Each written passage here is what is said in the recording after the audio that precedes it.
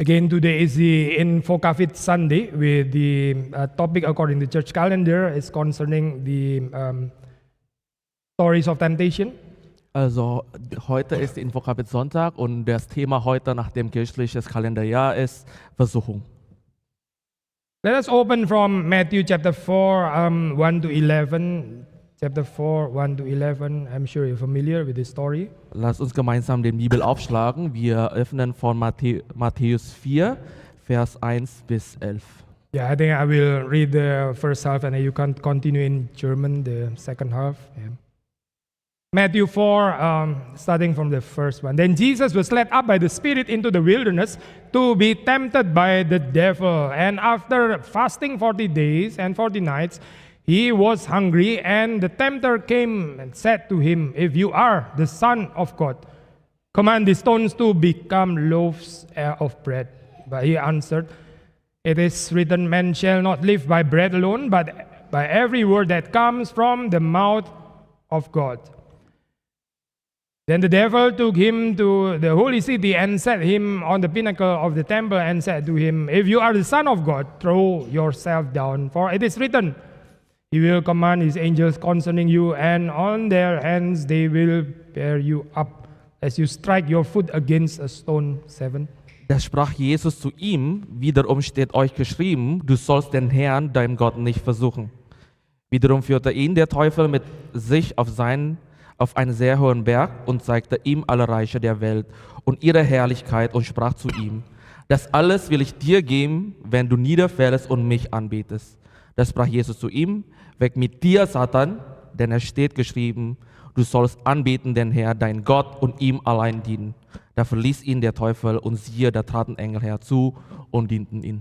Let us pray. Lass uns gemeinsam beten. Heavenly Father, we ask for your blessing during our contemplation today, Unser Vater im Himmel, bitte segne uns in unserem Andacht heute, so that we can understand your word. dass wir deine Worte verstehen. Give us humility so that we can grow in your grace, Gib uns die Möglichkeit, damit wir deine Worte verstehen, and we can know you deeper dass wir dich tiefer kennen, and become more obedient to your holy word. dass wir dir deine Worte gehorsam sind. That gives us true liberation and true freedom in our lives. Und gib uns auch Frieden und gib uns auch Freiheit in unserem Leben. In the name of Jesus we pray, we give you thanks. Im Namen Jesus haben wir gebetet und gedankt. Amen. Amen. So, isn't that interesting when you read in the first verse, it is the guidance of the Holy Spirit that Jesus was tempted in the wilderness. Also wenn wir Vers 1 lesen, dass wir sehen, dass Jesus verführt wird im Wildnis. Yeah, it is by the guidance of the Holy Spirit. Es ist bei der Führung von dem Heiligen Geist. Many times we think that when God guides us and if He guides us into a positive setting, happy occasion. Wir denken manchmal, wenn Gott uns führt, dann sind wir zu einem guten Ort geführt, nicht zu einem schlechten. Apparently here, the guidance of the Holy Spirit, again, led Jesus into the wilderness to be tempted by the devil. Aber hier sehen wir, dass die Führung des Heiligen Geistes kann dazu führen, dass Jesus im Wildnis doch verführt wird. Now, of course, the temptation is by the devil. It's not tempted by the Holy Spirit, but tempted by the devil. It's very clear here. Also die Verführung war von dem Teufel, natürlich nicht von dem Heiligen Geist. Das können wir hier ganz genau sehen. But the guidance is from the Holy Spirit. Aber die Führung war von dem Heiligen Geist. Now, the question is that why is it necessary, this temptation or this test? Also die Frage ist, warum ist überhaupt diese Verführung notwendig? Maybe you read this passage, it's not really crystal clear, but if we know the story of Israel in the wilderness, you will notice a certain motivic connection here. Also wenn wir diesen Teil der Bibel lesen, ist es wahrscheinlich unklar, aber wenn wir andere Teil von der Bibel lesen, und zwar als die Israeliten verführt werden, yeah, so we know that in the Old Testament, Israel was also in the wilderness for 40 years. Wir wissen also, dass im Alten Testament die Israeliten auch im Wildnis verführt wurde. Ja, in der Wüste verführt, Verführung, bukan ya, apa? Versucht. Here also you read 40 days, 40 nights, so this is the motive of 40, reminds us of the 40 years of Israel pilgrimage in the Wüste, in the wilderness. Also die Israeliten wurden in der Wüste 40 Jahre versucht und jetzt sehen wir auch hier das Gleichnis, die werden hier 40 Tage versucht. Again, what is the meaning, what is the purpose of temptation or test in our life? Also nochmal, was ist denn das Ziel von Versuchung in unserem Leben? I think we can read from Deuteronomy chapter 8, verse 2. Also wenn wir nochmal im 4. Mose lesen. Deuteronomy is, Deuteronomium, it's 5. glaube ich. 5. Mose. Yeah. 8:2. I read here in English. And you shall remember the whole way that the Lord your God has led you these 40 years in the wilderness, that he might humble you, testing you to know what was in your heart, whether you would keep his commandments or not. Und gedenke des ganzen Weges, den dich der Herr, dein Gott, geleitet hat, diese 40 Jahre in der Wüste, auf das er dich demütige und versuchte, damit kund würde, was in deinem Herzen wäre, ob du seine Gebote halten würdest oder nicht. Yeah, so in the German translation is even still using the word versuchte, so meaning tempting indeed, yeah, but from God's side, it's not, God does not have the motivation to destroy Israel, but rather to test them so that they might know what is in their hearts. In der deutschen Version ist es sehr klar geschrieben, dass Gott die Israeliten versucht hat. Der hat nicht versucht, die Israeliten zu zerstören. Wir können hier sehen, Gott hat die Israeliten versucht, um zu wissen, was in dem Herzen von den Israeliten Now, ist. self-knowledge is very important in Christian perspective. Also Selbsterkenntnis ist sehr wichtig in dem christlichen Glauben. Many times we have distorted self-knowledge. We are too confident with our own selves.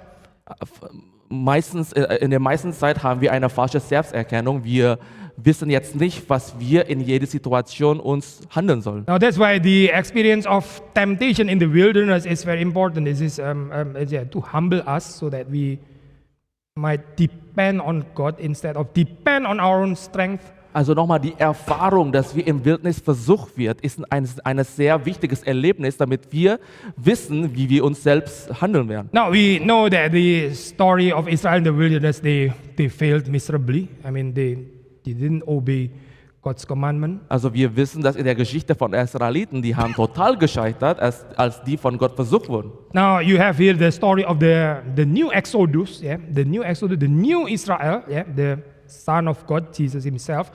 He overcome the temptation. Aber hier sehen wir die Geschichte von dem neuen Exodus oder der neuen Abwanderung, sehen wir, dass Jesus gewonnen hat und besiegen hat gegen diese Versuchung. Now we have limited time to talk about all the three temptations, but I think we still want to talk about it in short time. Also wir haben heute nicht so viel Zeit, deswegen können wir nicht über alle drei Versuchungen reden, aber wir werden versuchen. Now if you read here in the first three, the tempter said to Jesus, if you are the Son of God. So this is Jesus' identity somehow is shaken, you know. It's questioned by the devil.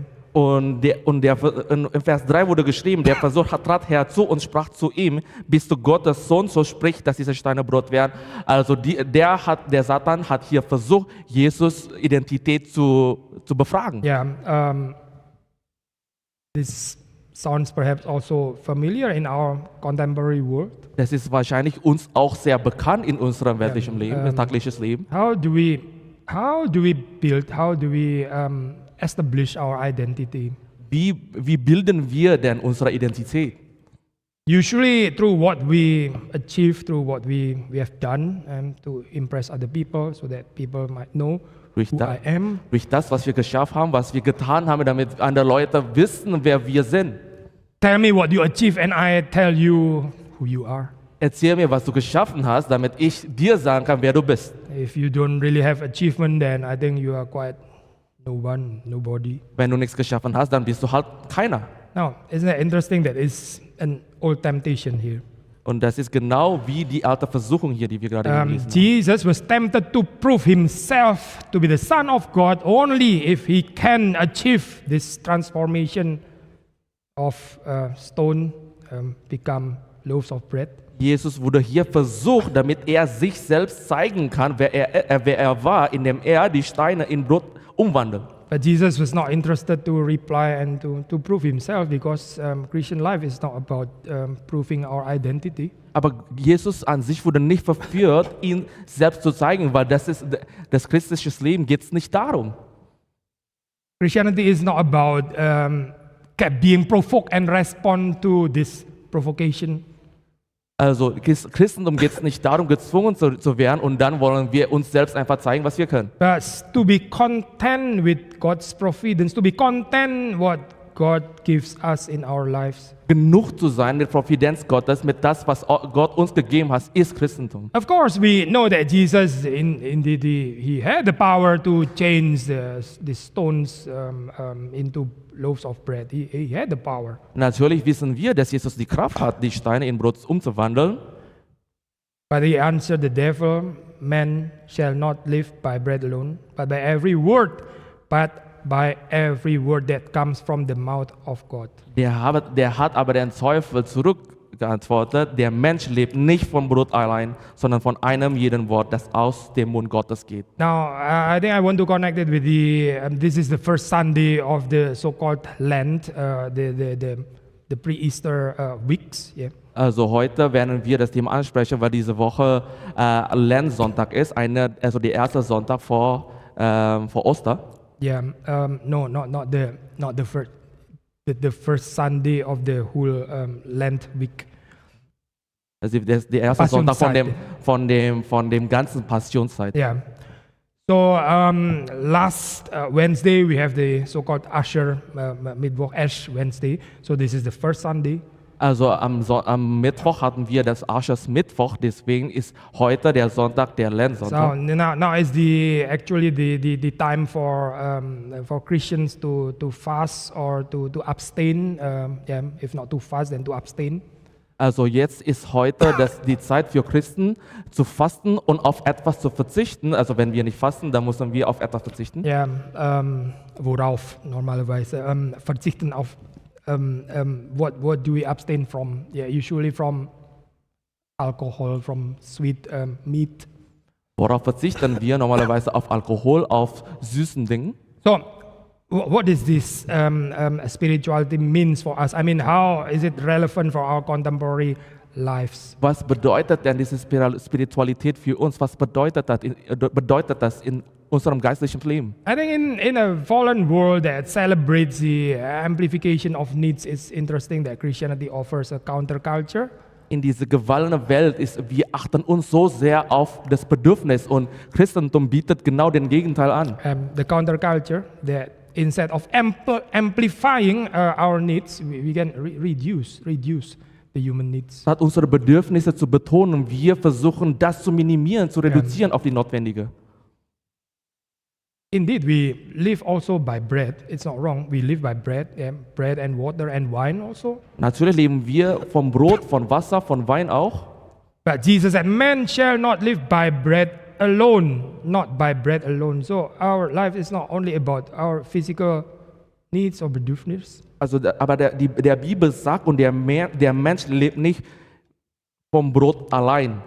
Das ist nicht alles, was wir brauchen. Yeah, it's not only about our physical needs, but it's also about our spiritual needs. Es geht nicht nur um unser geistliches Bedürfnis, sondern auch bukan physikalische Bedürfnis. Es geht nicht um physikalische. Es geht nicht nur um unser körperliches Bedürfnis, sondern auch um unser geistliches Bedürfnis. So, because we have physical dimension, but also spiritual dimension. Weil wir auch diese körperliche Dimension auch haben in unserem Leben, aber wir haben auch eben diese geistliche Dimension. Now we can sharpen this spiritual appetite during our fasting or abstain. Aber dann können wir auch unseren geistlichen Appetit auch verschärfen, indem wir einfach auf Sachen verzichten. So this is what Jesus taught us. Man shall not live by bread alone, although includes bread, yes, but not by bread alone. Genau das hat Jesus versucht, uns zu lehren. Wir Menschen leben nicht vom Brot allein, vom Brot, aber nicht vom Brot allein. Now in the wilderness, again, the setting of the wilderness is very dry. Basically, almost nothing was there. Also die Abbildung von Wildnis ist hier sehr trocken, also da ist nichts. Yeah, no attractions. There is no shopping mall for sure. Yeah, there is no what you call it, PlayStation and so on and so on. Es gibt keine Vergnügung, es gibt keine Einkaufszentrum, es gibt einfach nichts im Wildnis. Yeah, but the people of God was tested whether they can be content with the very presence of God. Aber die Leute Gottes werden versucht, auch im Wildnis, ob die wirklich an Gott hängen können. Now, when we read the life of Jesus, I think we can witness very simple life. Aber wenn wir hier das Leben von Christus sehen, können wir ein sehr einfaches Leben wirklich betrachten. A life that is under his Father's providence. Ein Leben, der unter Providenz Gottes ist. Yes, he also ate bread, certainly, Also es ist zwar richtig, dass Gott wirklich auch Brot wirklich gegessen hat, but only as long as he needed. So not overfed, not with the excess of food, etc., etc. aber wirklich nur so viel, wie erforderlich ist. Das war nicht so viel, dass er einfach zu satt geworden ist. Now again, the testing is also for you and me in this so-called school of privation. Also die Versuchung gilt auch für uns, wie wir da durchkommen. Yeah, again, are we content with God's providence in our life? Also die Frage ist, haben wir denn genug von Gott in unserem Leben? Haben wir das genug Gefühl, wenn wir Gott haben? Now, it is beautifully stated that at the end of the temptation story, we read that Jesus was finally served by angels. Und es ist eine sehr schöne Endung, wenn wir hier den Teil lesen. Der Jesus wurde geholfen von dem Engel. Now, we believe that at the end of the story of temptation, Jesus indeed received the bread prepared or provided by God the Father through the angels. Wir können dann schlussfolgern, dass Jesus am Ende auch sein Brot bekommen hat und ein Brot, was von dem Engel oder von Gott vorbereitet wurde. But then only in God's appointed time. Aber nur in Gottes Zeit. Again, in our fallen world, we are usually impatient. We want to grab the opportunity. Aber in unserem Leben sind wir ungeduldig. Wir wollen einfach alles ergreifen vor der Zeit. If possible, before everyone else get the bread, I should get the bread first. Möglichst von den anderen. Ich will alles erstmal haben vor den anderen. Before this opportunity is grabbed by other people, I should take it by my own hand and my own strength. Bevor diese Gelegenheit vergriffen wurde von den anderen, würde ich das gerne für mich selbst behalten. That's why it's very difficult to have this spiritual appetite in the fallen world. Deswegen ist es sehr schwierig, diese geistliche Appetit in dieser gefallenen Welt zu haben. When we talk about prosperity, when we talk about stability, usually we talk in more visible dimension, such as economy, political stability.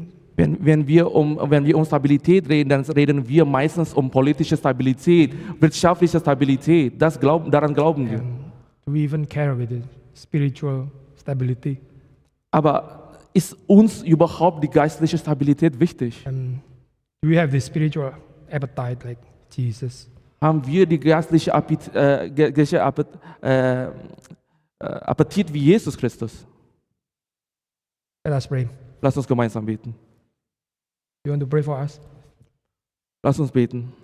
Unser Vater im Himmel, in dieser gefallenen Welt ist uns sehr viele Sachen wichtig, aber eben nicht die Sachen, die du uns anvertraut hast. Uns ist unser Leben, ist unser Geld wichtig, uns ist unsere Arbeit wichtig, uns ist unsere Familie wichtig, uns ist unsere Sicherheit wichtig, uns ist unsere Vergnügen wichtig. Aber was dein Plan in unserem Leben ist uns nicht wichtig. Wir beachten das sehr in unserem Leben. Wir vergessen das. Wir leben für uns selbst. Bitte ändere uns durch die Worte, die wir gerade eben gehört haben, dass wir für dich leben, dass wir deine Worte tun sollen, dass wir die Befehle nach deiner Worte und deiner Zeit nachgehen sollen. Bitte segne uns, Gott, und hilf uns. Im Namen Jesus haben wir gebetet und gedankt. Amen. Amen.